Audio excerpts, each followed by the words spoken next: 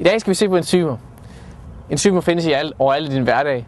Det findes i dit brød, du spiser, det findes i spyt, og det findes i vaskepulver. Og i dag skal vi se på et enzym, som bliver brugt til at fremstille mest af den ost, som du spiser på din pizza, eller på din lasagne, eller hvor det nu skal være. Vi skal både se, hvordan vi bruger enzymet til at fremstille osten med, og vi skal også se, hvordan selve enzymet bliver fremstillet på en fabrik i Tyskland. Vi starter dog i Danmark.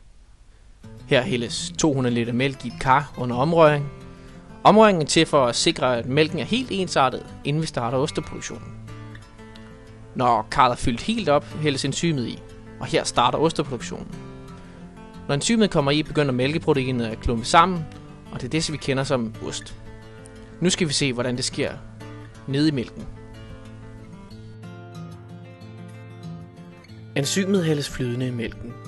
Her går det straks i opløsning og fordeler sig i mælken. De lille molekyler, vi kan se her, er enzymet. Mælk består af flere forskellige bestanddele. Deriblandt fedt, mælkeprotein, som også kaldes casein, laktose, calcium og andre bestanddele. Når enzymet opløses i mælken, begynder det hurtigt at interagere med casein. Casein er mælkeproteinet, og casein har nogle carbacasein-ender, som enzymet klipper af. Vi kan se her, at enzymet sætter sig fast på casein. Og når vi går lidt tættere på, så kan vi se, at casein klipper carbacasein af selve casein. Her kan vi se, hvordan carbacasein-enderne bliver klippet af. Når disse ender bliver klippet af, begynder caseinet at blive ustabil.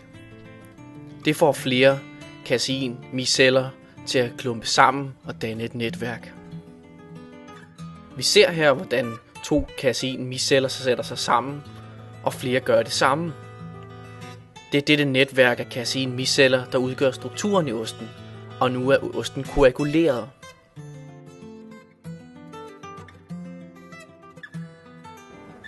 Som vi kan se her, er mælken blevet helt fast.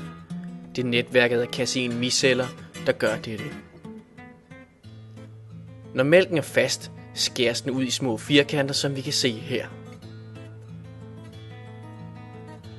Mælken skæres i firkanter for senere hen at kunne røre vallen fra, så vi kun har osten tilbage.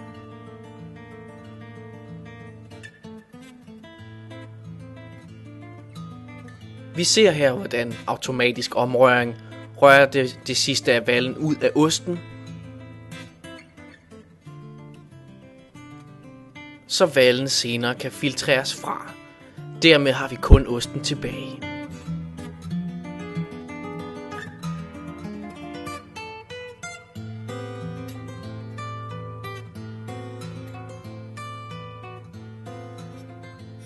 Nu er det meste af vallen filtreret fra, og osten lægges på nogle sikar, for at det sidste valle kan løbe fra.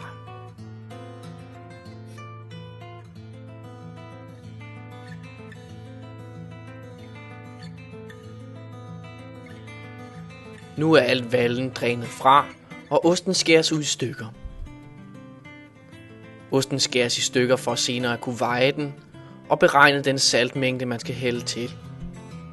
Salt tilsættes for at give smag til osten og for at trække lidt mere valle ud. Når osten er saltet og skåret i stykker, lægges den i en form, hvor den senere skal presses.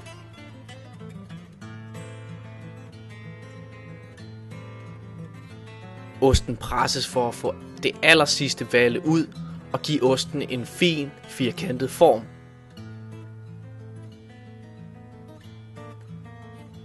Her kan vi se, hvordan vallen løber fra, og det færdige produkt ser sådan ud.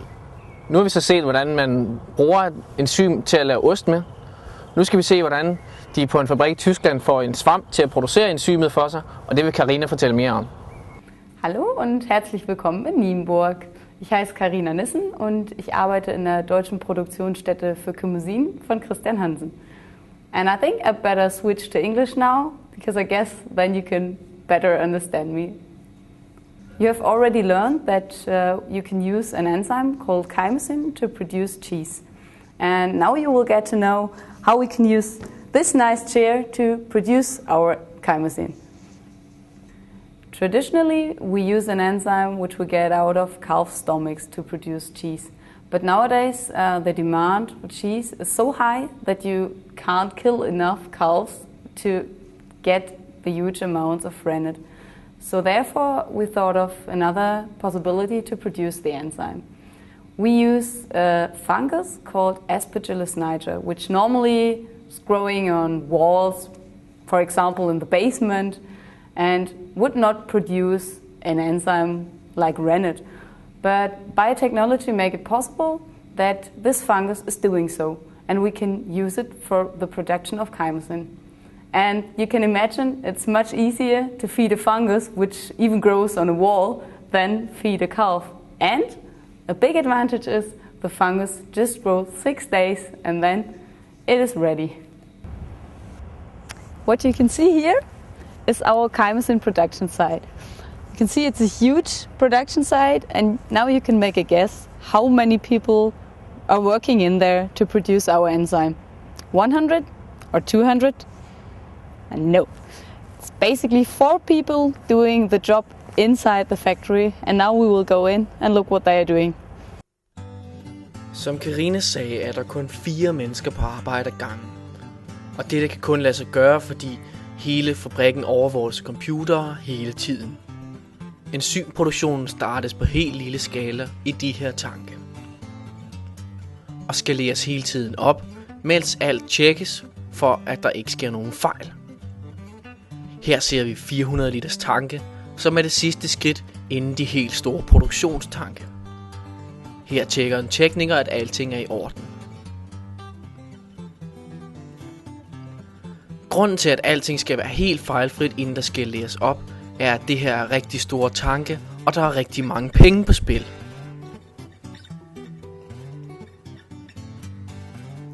Vi kan se her, hvordan fermentoren arbejder, og vi kan se, at det ryster en lille smule, fordi der er omrøring på. Her kan vi tage et kig ned i tanken, hvor svampen producerer enzymet. Når man tager en prøve ud af tanken, som vi kan se her, er det en brunlig, lidt ulækker substans, man får ud. Men nede i den her opløsning er der en masse enzym. Enzym og svamp skilles ad på det her store filter.